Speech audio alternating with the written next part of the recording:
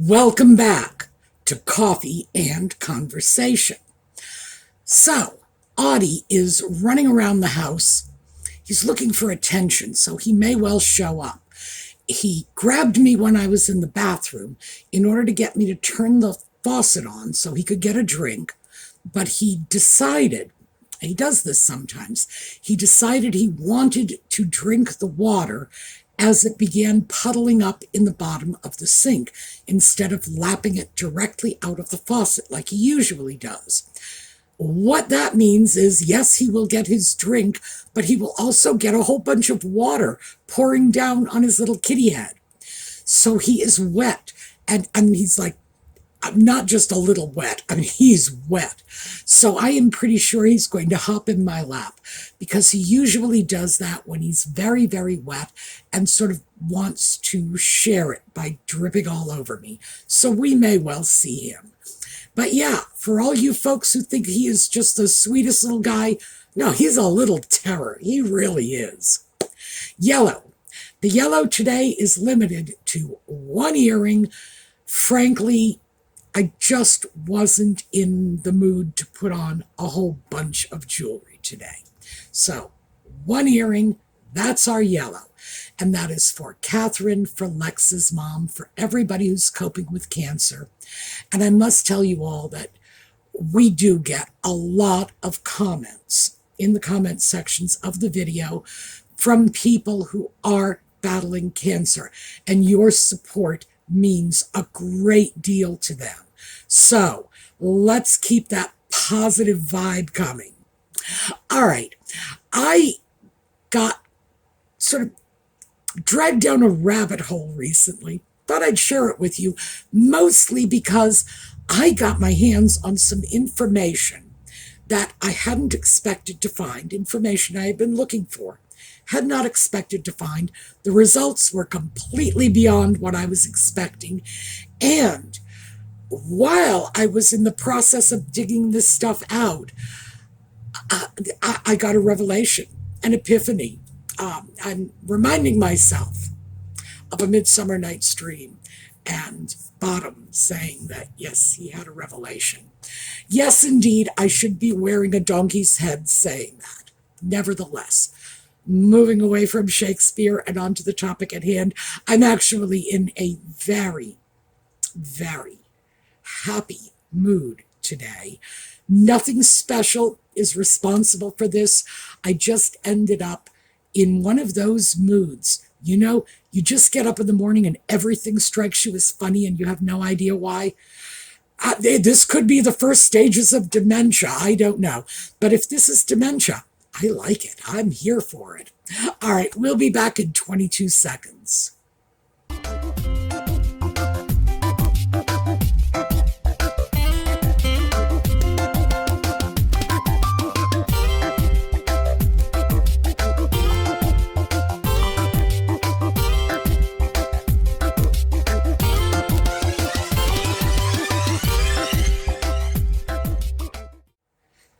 Okay, so I'm not going to keep you in suspense. Let me tell you the really bizarre revelation that occurred to me as I was digging up just information in general. I wonder if any of you have noticed, maybe you have, maybe I'm late to the party, that men's shoes and women's shoes are pretty much the exact opposite on the formality scale. We all know, if we are women, what a formal shoe is and what an informal shoe is. A lot of men, in fact, don't know. Not just about women's shoes, but about men's shoes. So let me show you the most formal kinds of men's shoes. Here you go. Yes, this is the opera pump. The image on the left is the traditional opera pump. The one on the right is a more contemporary version, as you can see, very, very similar, but it has that flat, matte bow that is probably either a grosgrain or a Petersham ribbon. I honestly cannot tell from the picture. But yes, the most formal men's shoes out there are identical to women's ballet flats. Now, as we all know, as women, the ballet flat, although it's a nice shoe and you can certainly dress it up, it's not the top of the formality scale. It is somewhere in that mid-range, and most women who ordinarily wear higher heels to formal events would look at any flat, including a ballet flat, as something they would only wear with jeans or casual slacks. That hit me like a ton of bricks. It's like, what is wrong with this picture? And conversely, so let's just get into the opposite. The least formal styles of men's shoes are sandals. And a sandal for women can be among the most formal shoes. This is the shoe you might wear with that gorgeous floor-length designer dress. How bizarre is that? So, let me backtrack a little, because that was just the strange little revelation that occurred to me. And let me explain what I was actually looking for. I had been digging up information on the amount of shoes, men and women in the US, because frankly, we document everything by statistics. I was not able to find reliable stats for other countries. Wanted to find out how many pair of shoes the average woman owns compared to how many pair of shoes the average man owns. Well, that was an adventure. I've tried to do this before, and I usually dig out this information from time to time so I can share it with the rest of you, because I know a lot of you are like me. You want to know if your clothing is out of line for what is ordinary and average. In other words, do you feel you might be, encroaching on that too many shoes idea? Or are you looking at your shoes thinking, gee, I have 5 pair of shoes and I'd like to get some more, but I don't want to turn into a Melda Marcos. That's what I do. I will look at this and try to compare what I have, what I'm buying, what I'm spending, with what the norms are out there. Because obviously I don't want to become a Melda Marcos. What can I say? I don't want to allow things to spiral out of control. I would like to keep my spending in line with what is reasonable, normal, average. Oh, and if I can do better, I'm happy. But that's, you know her, my mother, sitting on my shoulder saying, we got to find that bargain. So here's what I found out. Women's shoes. The average woman has between 19 and 27 pair of shoes. It's like, what? You realize this is like almost a 50% difference from the low end to the high end. And that tells you kind of what I'm up against when I look for this. I don't think anybody really does know what the average is. However, based on those numbers, the average amount of shoes for a woman would be 23 pair. I just took 19 from 27 and split the difference. So 23 pair of shoes. Okay, well, to me, that seems a little excessive, because in fact, my own shoes, that collection, seems a little excessive to me, especially because I do not wear most of these shoes on a daily basis.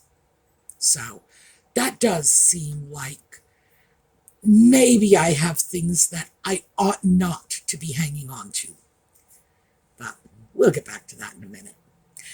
So 19 to 27 is average. However, 15% of American women have more than 30 pair of shoes. I was in college with a former Miss Rhode Island, Oh, she was a sweet, sweet young woman, and she was bright, a lot brighter than what you would expect from a former beauty queen. And she had more than 30 pair of shoes. And to tell you the truth, she was teased shamefully about that. And just, yeah, she got to the point where she would just say, yeah, I know it's a lot of shoes, leave me alone. But that was the one person I knew who really had this massive amount of shoes. And I could understand that as a beauty queen, she was required to make certain public appearances and things like that that might necessitate a larger shoe wardrobe, but also she sang with band. And I think maybe a lot of those shoes were shoes she wore when she was performing publicly. So I was perfectly willing to cut her some slack for it. And besides, like I said, she was very nice. So yeah, she could have had 60 shoes and I still would have said it was okay. But in those days, 30 pair of shoes was like a crazy number of shoes. Now let's flip over to men. The average man between 18 and 34 has 15 pair of shoes. Between 34 and 54, that drops to about 11 pair of shoes. Over 50, and it drops to 9 pair of shoes. I found that really interesting because I would have thought that as a man grew older, particularly in the 34 to 54 age group, that in the middle of your working life as you're advancing in your career, that would have been where the number of shoes would escalate, because you would need more shoes to go with your business suits and the social events you would go to. No, it seems that with men, shoes are very generational. The over 50s, in other words, the boomers, have 9 pair of shoes, and they probably think that's excessive. And then as you get younger into Gen X, yeah, it's down to 12 pair of shoes.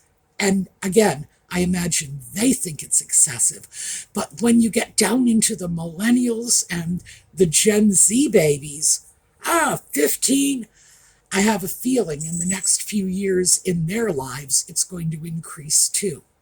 So it's really different. Now, what got me onto this was I was trying to see if women's attitudes about their shoes and men's attitudes about their shoes were different. Because, in fact, men's shoes are better than women's shoes. I hope you all know that. If you don't, I'm telling you. A good pair of men's shoes will be priced according to quality. If you want a Goodyear welted shoe, by the way, that refers to the construction, how the sole of the shoe is affixed to the leather upper. You want a Goodyear welted shoe? Yeah, you're going to be looking at over $200. Easy. Most women who are spending more than $200 for their shoes, on the other hand, have absolutely no idea how those shoes are constructed. No clue what the material is. It could be freaking anything. It could be genuine leather.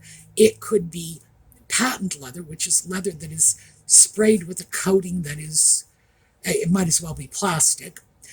It could be anywhere in between that actual high quality leather and pure plastic most women don't know. Nevertheless, they're still going off spending huge amounts of money for this. And that's what started this dig into this a little thing. What is it? What is it that makes men more practical about their shoes and women almost wholly ignorant about their shoes? I haven't gotten there yet, but I did find the path to be very entertaining.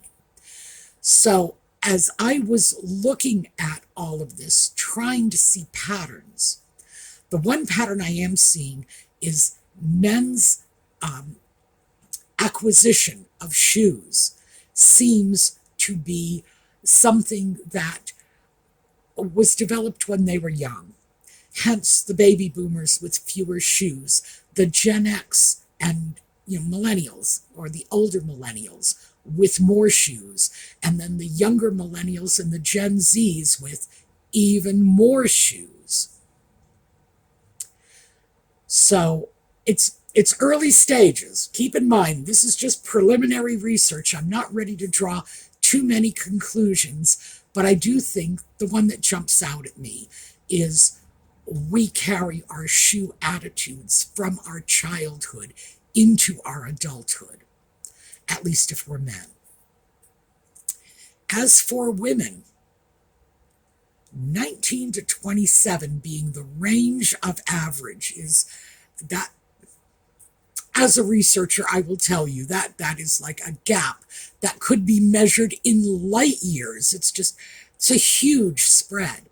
And then the excessive amount, 30 shoes or more, being sequestered from the group, that group, 15% of us, being just 3 shoes away from the high end of average. I don't know. I'm trying to remember where I heard this expression, and I'm sure it was a television show somewhere. But if you're looking for a tall, short, fat, thin man, look at the person giving you the description.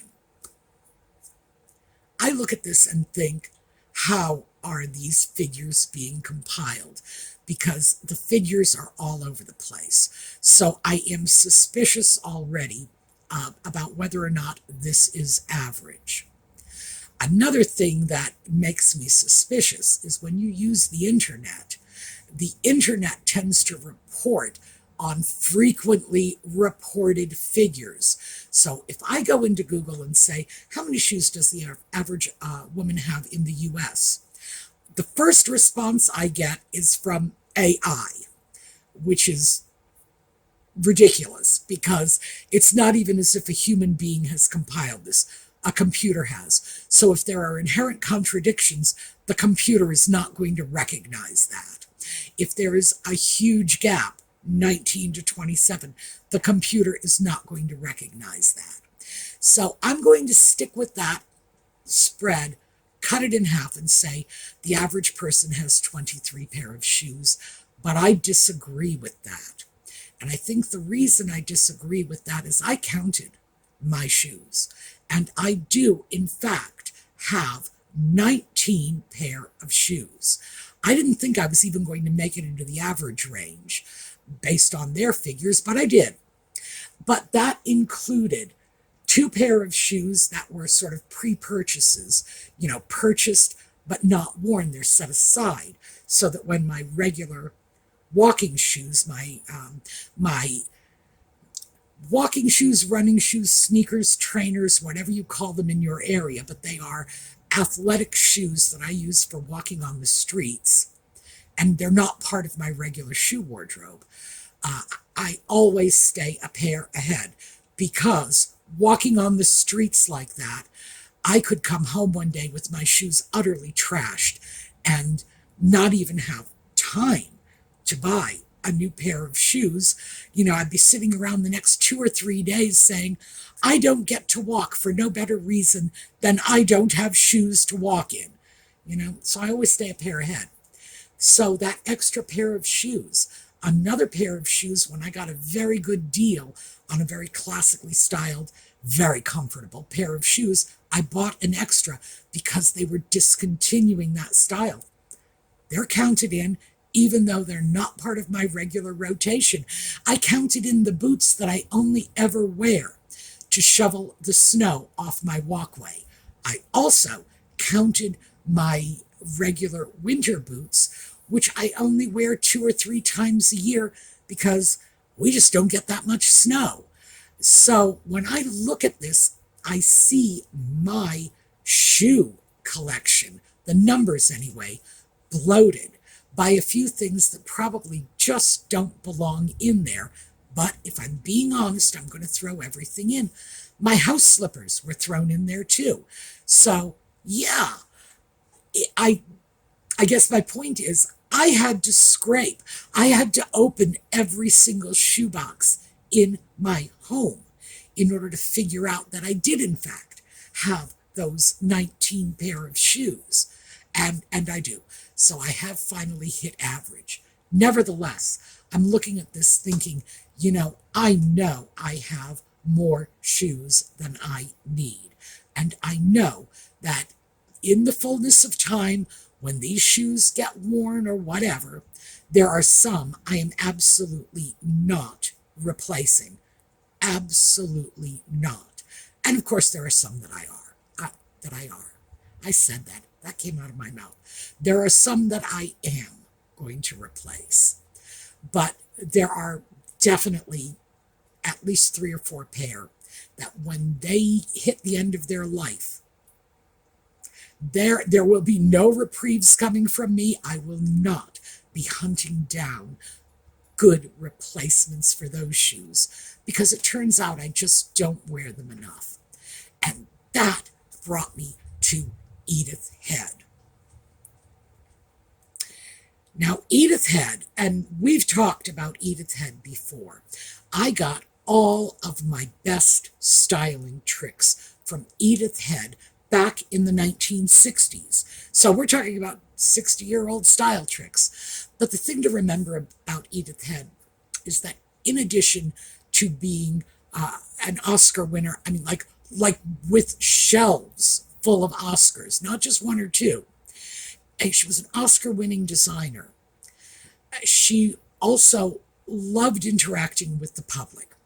And when she would share her tips and tricks with average folks like you or me, you could see the look of glee on her face. It's like, I'm going to change your life with one little trick.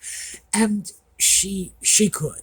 She started her career as a costume designer, meaning that she had to take people who looked like what dancers look like. Dancers looked like Audrey Hepburn in those days.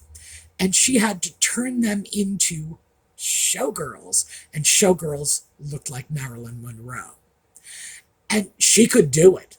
So when Edith spoke, I listened, even when I was too young to employ any of that information.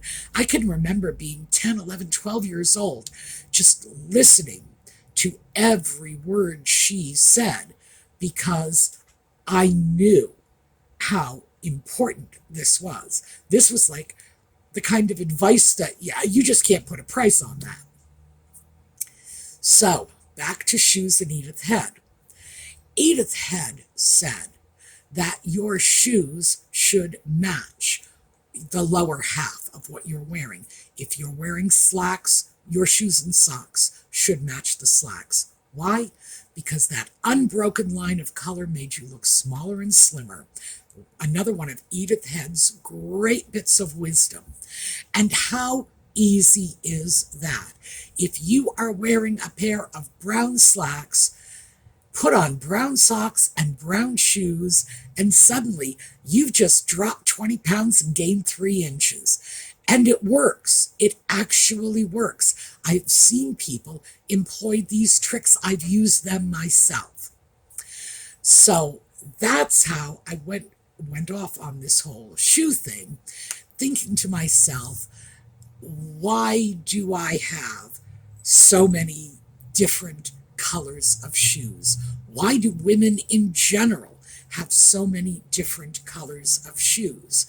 I would have to say I am mostly because I like dull colors. That's the truth. My shoe collection does not have the fire engine red and sparkles and glitter that, as I'm sure you all know, it used to have when I was in my period of going after hooker shoes at every opportunity. But the wisdom of Edith Head came back to me, and I realized the hooker shoes have to go. Anything that is going to needlessly make me look short and fat is going to go. So that was largely why I was able to so easily move the eye-catching shoes out of my wardrobe, because my shoes should not be eye-catching. They should blend. They should be part of that solid line, waist to floor. I should also mention, my legs are short on top of it. I'm 5'6", but I probably have the legs of maybe a woman 5'3". I'm very long-waisted. That's where my height is. It's in my body, not my legs. So consequently, anything that's going to make my legs look a little bit longer, oh, I'm a fan. Anything that's going to make me look thinner, I'm a fan. Why not? It's the easiest thing you can do to just trick people into seeing something that really isn't there. And Edith Head's specialty was taking somebody like Twiggy and making her look like Jane Mansfield. And conversely, taking somebody who looked like Jane Mansfield and making her look like Twiggy. You can't help but learn from a woman like that because, yeah, she did it, and she had that mantle full of Oscars to prove it. So that's what launched this whole thing. But then I realized that what I was finding out was relatively interesting information. I wouldn't go so far as to say it's important. After all, how many shoes someone owns is not particularly important. But I find it interesting. I thought you might as well, mostly because I think we all have that natural tendency to want to check ourselves against the norm. If the average person has 23 pair of shoes, where do I fit in? So please excuse the interruption. We had a brief technical problem, and Audie came over to see what I was doing. He was sitting in my lap. The minute the camera goes on, he takes off again. I have no explanation. Most of the time he's photobombing the videos, but I guess he was feeling a little shy today. So, what did we learn? We learned that according to Edith Head, if you want to look taller and slimmer, match your bottom half. Your pants should match your shoes, or your skirt should match your shoes. Carry that line waist to floor. And it really does work. We learned that the most formal of men's shoes, the opera pumps, are in fact virtually identical to women's ballet flats, which fit somewhere in between the very casual to smart casual, but certainly not the formal range. Meanwhile, looking at the other side, the least formal men's shoes, which are sandals, can, in a woman's wardrobe, be the most formal shoes. So, men's shoes, women's shoes, they are like living on different planets. And I do think that might at least be in part the reason that men's shoes are inherently better, stronger, sturdier, going to last longer than women's shoes. There's something in this. I haven't fully analyzed all the data that's been accumulating in my brain, but there's something for us to learn from this. And as soon as I figure it out, I will let you know. And I guess finally, we don't really know how many pair of shoes the average woman has. When you have a spread from 19 to 27 just for average, that's telling me that no one really knows what they're talking about, that the information is being gathered from a variety of sources, and each one of those sources has come to a different conclusion. I would also have to say that when I start looking at my own shoes, which I do all the time, I think that when the smoke clears and the dust settles, and that's probably going to be at least a year or two from now, because I just 2 years ago turned it all upside down, and I need time to live with what I have.